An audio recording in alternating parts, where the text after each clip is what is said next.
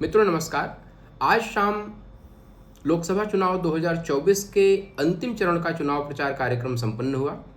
1 जून को वोटिंग के पश्चात 4 जून 2024 को नतीजे सामने आएंगे, जिससे ये पता चलेगा कि देश की बागडोर किसके हाथों में रहेगी और वर्तमान सरकार का भविष्य क्या रहेगा। इस बीच जब से यानी 19 अप्रैल 2024 से चुनाव शुरू हुए, तब से सेंसेक्स लगातार ऊपर नीचे चुनावी चरण के साथ कदम ताल करता हुआ दिख रहा है। सेंसेक्स, जिसे अर्थव्यवस्था में निवेशकों के भरोसे का प्रतीक माना जाता है, एक बैरोमीटर माना जाता है, उसका ऊपर नीचे होना ये दर्शाता है कि इस चुनावी माहौल में किस पक्ष का पलड़ा भारी है। इस बीच प्रधानमंत्री नरेंद्र मोदी के तेलंगाना में 8 मई 2024 को दिए गए एक वक्तव्य ने सारे राजनीतिक पंडितों को चौंका दिया।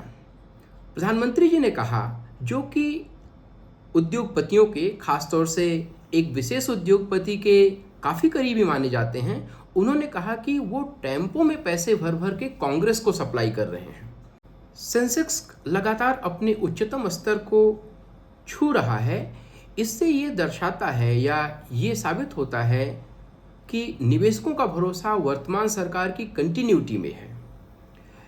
पिछले 10 वर्षों में देखा जाए तो सेंसेक्स ने अभूतपूर्व रिटर्न दिया है। 30 मई 2014 को सेंसेक्स लगभग 25,000 पे था। जब 5 वर्ष बाद दोबारा चुनाव हुए 2019 में, मई में 31 मई को ये अपने 40,000 के, लगभग 40,000 के स्तर पे था और विगत 5 वर्षों में तो कुलाचे मार ली। पिछले 2 दिनों में 76,000 के लेवल को टच कर गया, छू गया।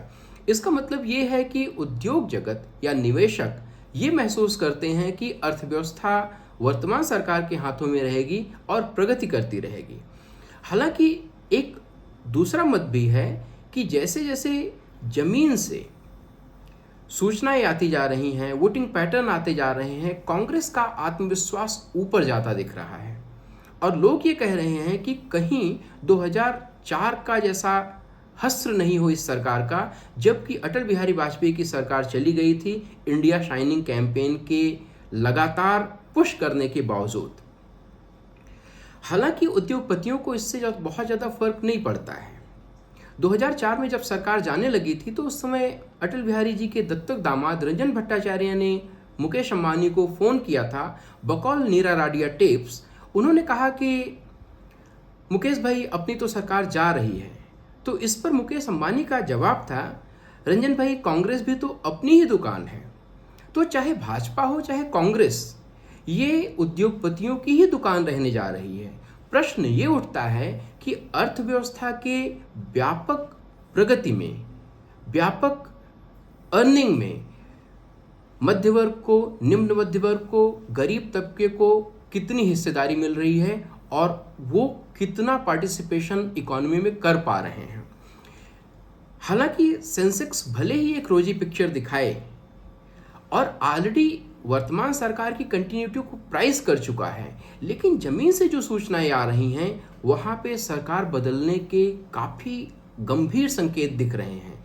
ऐसे में 4 जून को अगर सेंसेक्स धड़ाम से गिरे, धराशायी हो जाए सरकार बदलने की स्थिति में या कांग्रेस की सरकार बनाने की स्थिति में या हंग पार्लियामेंट की स्थिति में, तो कोई आश्चर्य नहीं होगा।